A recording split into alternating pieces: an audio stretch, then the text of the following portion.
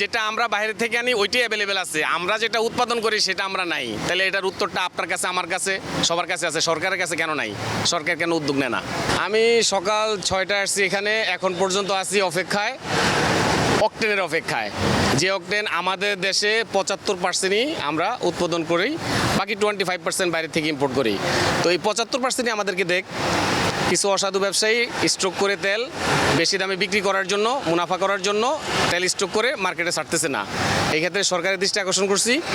আর দয়া করে যে মন্ত্রণালয়ে ওই মন্ত্রণালয়ের দায়িত্ব যেন ঠিকভাবে পালন করে, আমার রিকোয়েস্ট। আর যেই 75% আমাদের দেশে উৎপাদন হয়, এই 75%ই আমাদেরকে দেখ। আমার তো বাইরেরটা আপাতত লাগতেছে না, তাইলে আমরা আমাদের চাহিদা মেটাইতে পারবো ইনশাল্লাহ। সরকারের কাছে রিকোয়েস্ট থাকবে এতটুকু। আসলে দেখা যায় যে অনেকেই আসলে ট্যাঙ্কি ফুল করে আবার তেল নামিয়ে রাখার মতো আসলে গুরুতর অভিযোগ রয়েছে। না, এটা সম্পূর্ণ ভিত্তিহীন। এরকম যদি থাকে তাহলে ম্যাজিস্ট্রেট দিয়ে তাদেরকে করুক, আইডেন্টিফাই করে ধরুক। অহরহ ধরা হচ্ছে এরকম মোটরসাইকেলের তেল, আমি আপনাকে বলি, একটা মোটরসাইকেলে 10 লিটার তেল ধরে।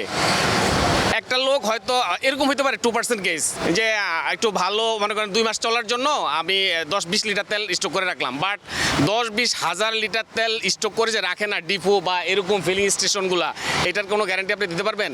বড় চোর তো তারাই, যারা এরকম হাজার হাজার টন তেল আপনার স্টক করে রাখতেছে বেশি মুনাফা করার জন্য। ওরা তো মুনাফা করার জন্য না, ওরা একটু 2-1 মাস ভালো চলার জন্য যদি কেউ করে তাহলে এটা করতেছে আমার জানা মতে। তাও কি ওরকম যারা পাঠাও উবার চালায় এরকম হইতে পারে। আমরা যারা, আমি 1 মাস এক ট্যাঙ্কিতে আমার 1 মাস চলে যায়, আমার এটা করার দরকার নেই।